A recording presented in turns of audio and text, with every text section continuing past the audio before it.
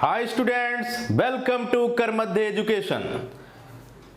आप सभी का करमध्य एजुकेशन में स्वागत है। चलिए आज बात करते हैं सिलोजिज्म के कंसेप्ट के बारे में। सिलोजिज्म के कंसेप्ट को समझना, उसका किस तरीके से यूज करना, ये सब हम सीखने जा रहे हैं। तो क्वेश्चन क्या कहता है, आपके सामने क्वेश्चन रखा हुआ है, वो क्या कहता है गौर से देखिए। स्टेटमेंट में गिवन है all pens are bags, all pens are bags. दूसरा स्टेटमेंट है ऑल बैग्स आर ग्लासेस। तीसरा स्टेटमेंट है no glass is a spoon. And fourth statement है ऑल स्पून्स आर बुक्स। आपको यहां पर स्टेटमेंट दे दिया गया है। इन चार स्टेटमेंट की हेल्प से जो कंक्लूजन दिया हुआ है उसको बताना है कि कंक्लूजन कौन सा इसमें राइट है और कौन सा रॉन्ग है, वो भी ऑप्शन के बेस पर, ऑप्शन के बेस पर। तो कंक्लूजन क्या क्या है देखिए। फर्स्ट कंक्लूजन है some glasses are pens. Second conclusion है some books are bags. Third है no spoon is a pen. Fourth है no bag is a book. तो चार यहां पर कंक्लूजन भी दे दिए गए हैं। इन कंक्लूजन को बताना है स्टेटमेंट की हेल्प से कि कौन सा सही है कौन सा गलत है। तो चलिए समझाते हैं इसका बेसिक फंडा। तो फर्स्ट आपका स्टेटमेंट है, उसके लिए वेन डायग्राम आप बनाने जा रहे हैं। All pens are bags, all pens are bag. तो यहां पर ये जो मैंने सर्कल बनाया है, यह किसको रिप्रेजेंट कर रहा है? पेन को। मतलब इसमें मैंने P लिखा, P मींस ये पेन को रिप्रेजेंट कर रहा, तो इसमें क्या है? पेन है। इसको आप बोलेंगे ऑल पेन। क्या बोलेंगे? All pen. तो क्या कह रहा है? ऑल पेन क्या कह रहा है? All pens are bags. सभी जो पेन है वह बैग हैं। तो ये दूसरा जो सर्कल मैंने बनाया, ये रिप्रेजेंट किसको कर रहा है? बैग को। किसको रिप्रेजेंट कर रहा है? बैग को। तो पेन और ये क्या है? बैग्स। चलिए आगे बात करते हैं। जो दूसरा आपका स्टेटमेंट है वो कहता है all bags are glasses. All bags, all जो बैग्स हैं वो क्या है? ग्लासेस हैं। तो फिर से एक सर्कल बनाइए, राइट। तो ये सर्कल किसको रिप्रेजेंट कर रहा है? ग्लासेस को, राइट। तो first statement all pens are bags. Second statement all bags are glasses, right. आगे बढ़ते हैं। तो तीसरा क्या कह रहा है? नो, तीसरा देखिए ध्यान से, क्या कह रहा है? No glass is a spoon. मतलब ग्लास और स्पून में कोई कनेक्शन नहीं है। ग्लास और स्पून में कोई कनेक्शन नहीं है। तो यहां पर मैंने क्या किया? क्रॉस का साइन लगा दिया, राइट। अब आगे बढ़ते हैं। फोर्थ क्या कहता है? फोर्थ स्टेटमेंट है ऑल स्पून्स आर बुक। मतलब बात हो रही कि जो सभी स्पून हैं वो बुक्स हैं। वो क्या हैं? बुक्स हैं। तो स्टेटमेंट के अकॉर्डिंग आपने ये वेन डायग्राम प्रिपेयर कर लिया। All pens are bags, all bags are glasses, no glass is spoon, all spoons are books. Venn diagram clear हुआ? मोस्ट इंपॉर्टेंट वेन डायग्राम है। वेन डायग्राम बनाना आ गया तो सिलोजिज्म के क्वेश्चन आपको बनाना आ गया। तो ये चीज क्लियर है, वेन डायग्राम समझ में आया। एक सर्कल के अंदर दूसरा सर्कल, मतलब वह ऑल को रिप्रेजेंट कर रहा है। कहीं नो की बात हो तो क्रॉस का साइन हमने लगा दिया, तो ये क्रॉस का साइन है, राइट। क्लियर हो यहां तक, पक्का। अब चलिए कंक्लूजन की तरफ चलते हैं। तो क्या है कंक्लूजन, क्या कहता है, गौर से देखिए। फर्स्ट है some glasses are pens. Some glasses, कुछ जो ग्लास हैं, तो कुछ ग्लास ये भी है, कुछ ग्लास ये भी है। उसने क्या बोला, उसने बोला कि सम ग्लासेस आर पेन्स, क्या ऐसा है।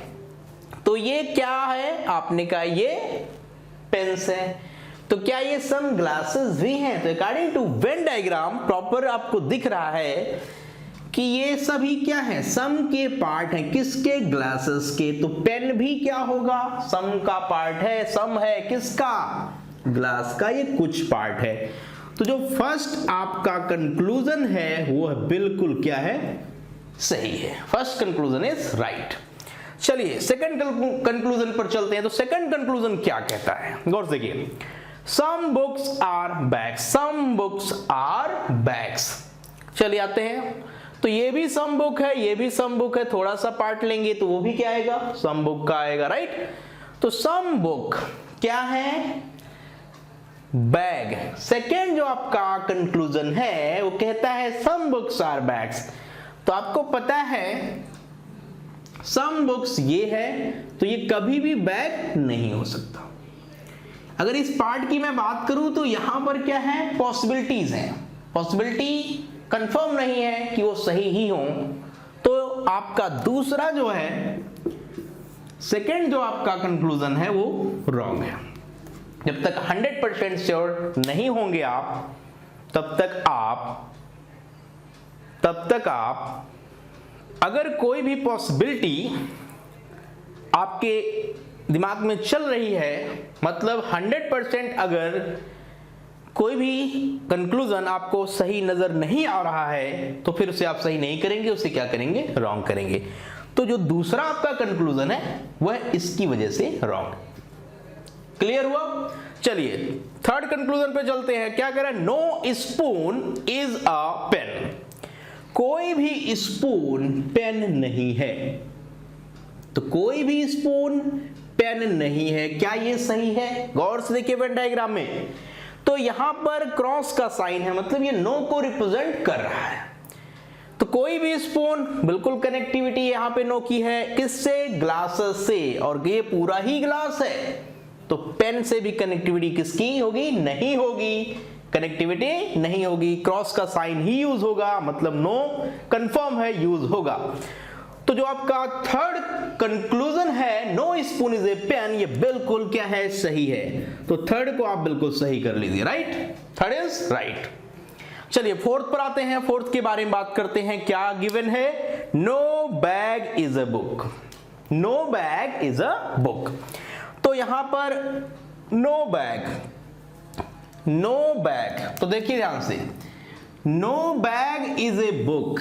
बुक से क्या ऐसा कनेक्शन है, आपने कहा कोई कनेक्शन इस तरीके का नहीं है कि यह पूरा बैग, पूरी बुक के बारे में बात आप नहीं कर सकते।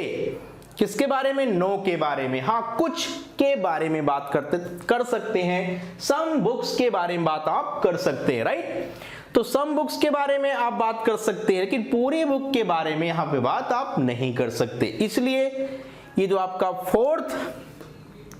फोर्थ कंक्लूजन है वो भी क्या है, रॉन्ग है। तो यहां पे कंक्लूजन कौन कौन से सही हैं, फर्स्ट और थर्ड, लेकिन सेकंड और फोर्थ क्या है, ये रॉन्ग है। लेकिन इंपॉर्टेंट चीज, अगर दो कंक्लूजन रॉन्ग होते हैं तो उसमें एक इंपॉर्टेंट केस यूज हो सकता है, ईदर आर या तो नीदर नार का, क्योंकि ये दोनों क्या है, नीदर नार में तो डायरेक्टली आपको दिखाई दे रहे हैं, बट इसके साथ क्या ईदर आर की प्रॉपर्टी जुड़ी है। तो ईदर आर की प्रॉपर्टी क्या होती है, उसके लिए मैं बात करने जा रहा हूं। गौर से देखिए इंपॉर्टेंट पॉइंट्स क्या है उससे रिलेटेड। अगर दो कंक्लूजन दोनों ही रॉन्ग हों, जैसा कि आप देख रहे हैं, सेकेंड और फोर्थ कंक्लूजन रॉन्ग है, दोनों कंक्लूजन क्या है, रॉन्ग है, राइट। तो फर्स्ट जो केस यहां पर यूज हो रहा है कि बोथ आर रॉन्ग, वह बिल्कुल यहां पे फिट बैठ रहा है। इसके बाद की जो बात है उसको समझिए। इसके बाद की जो बात है वो मैं बता रहा हूं कि फर्स्ट जो केस था बोथ आर रॉन्ग, ये बिल्कुल प्रॉपर यहां पर सेट हो रहा है। सेकंड केस होता है एटलीस्ट वन इन सम, कम से कम एक कंक्लूजन पर्टिकुलर होना चाहिए, सम में होना चाहिए। तो गौर से देखिए, सेकंड और फोर्थ कंक्लूजन में कहीं सम या एटलीस्ट किसी एक में यूज हुआ है या नहीं। तो एटलीस्ट एक कंक्लूजन में यूज हुआ है। किस में यूज हुआ है बता सकते हैं आप, सेकंड में कि फोर्थ में? तो सेकंड में क्या है, सम बुक्स आर बैग्स, मतलब ये भी बिल्कुल यूज में आ रही है। इसके बाद थर्ड क्या केस होता है, एक पॉजिटिव हो एक निगेटिव हो। तो तीसरा केस यहां पर यूज होना चाहिए, एक पॉजिटिव हो और एक निगेटिव हो। कैसा कंक्लूजन? तो कंक्लूजन नंबर सेकेंड और कंक्लूजन नंबर जो फोर्थ है उनको गौर से देखिए, क्या उसमें कहीं किसी एक में निगेटिव है? एक ही में होना चाहिए, दोनों में नहीं होना चाहिए। तो गौर से देखिए किसमें है बताइए। तो आपने देखा कि फोर्थ जो कंक्लूजन है वह क्या है, निगेटिव है, जबकि सेकंड कैसा है, पॉजिटिव है। तो ये भी बात बिल्कुल सेट हो रही है। और फोर्थ पॉइंट, टर्म्स जो होने चाहिए वो सेम होने चाहिए। क्या होने चाहिए? सेम होने चाहिए। तो क्या टर्म सेम है? गौर से देखिए, सेकेंड और फोर्थ कंक्लूजन को देखिए। सेकेंड और फोर्थ कंक्लूजन में क्या क्या यूज हुआ है टर्म्स बताइए। दोनों में ही गौर से देखें तो बुक और बैग का यूज हुआ है। आप कह सकते हैं कि ये भी बात बिल्कुल फिट बैठ रही है। तो ईदर आर का केस भी आपको समझ में आ गया। क्या मैंने बताया? ये 4 इंपॉर्टेंट पॉइंट्स। दो कंक्लूजन में ईदर आर या नीदर नार कब यूज होगा? तो नीदर नार तब यूज होगा जब ईदर आर यूज नहीं होगा। तो इंपॉर्टेंट चीज क्या है? नीदर नार लगाना, राइट। तो यहां पे दोनों कंक्लूजन रॉन्ग होने चाहिए, जैसा कि देखने में आपको मिल भी गया, राइट। इसके बाद एक क्या होना चाहिए, पॉजिटिव और एक निगेटिव। इसके बाद मैंने बताया एटलीस्ट वन इन सम, एक पर्टिकुलर होना चाहिए। तो वो वाली बात भी आपको नजर आ रही है। और जो टर्म्स होने चाहिए वो भी क्या होने चाहिए, सेम। तो वो भी आपको नजर आ रहा है। तो ये चारों बातें अगर मिल गई तो इसका मतलब ये दोनों रॉन्ग हैं, बट इनका आंसर किस में आएगा? ईदर आर में। किस में आएगा? ईदर आर में। तो आप क्या यूज करेंगे? Either second or fourth follow. मतलब प्रॉपर जो आंसर हुआ ऑप्शन में देखिए ध्यान से कि क्या इसका प्रॉपर तरीके से आंसर दिया जाए। तो कौन सा ऑप्शन सही किया जाए बताइए, जिसमें क्या हो, 1 और थर्ड। ये तो सही है ही, बट ईदर आर यूज हुआ हो किसके बीच? सेकेंड और फोर्थ के। तो कौन सा ऑप्शन हिट किया जाए देख के आप बताइए फटाफट। तो ऑप्शन नंबर सेकेंड कहता है only first and third and either second or fourth follow.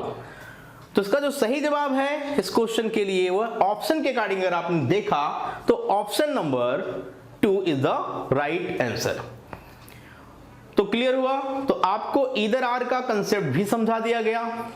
Syllogism का एक इंपॉर्टेंट क्वेश्चन आपके सामने डिस्कस किया गया जिसमें बच्चे मिस्टेक करते हैं, क्वेश्चन बनाते हैं और प्रॉपर आंसर सही नहीं दे पाते। तो सही आंसर कब मिला? जब आपने इसको ईदर आर में यूज किया। अगर यह ईदर आर में यूज नहीं करते तो आपका जवाब केवल इतना होता, only first and third follow. ऐसा भी ऑप्शन में होता है, लेकिन इंपॉर्टेंट चीज क्या है? कंबाइंड सही जवाब देना।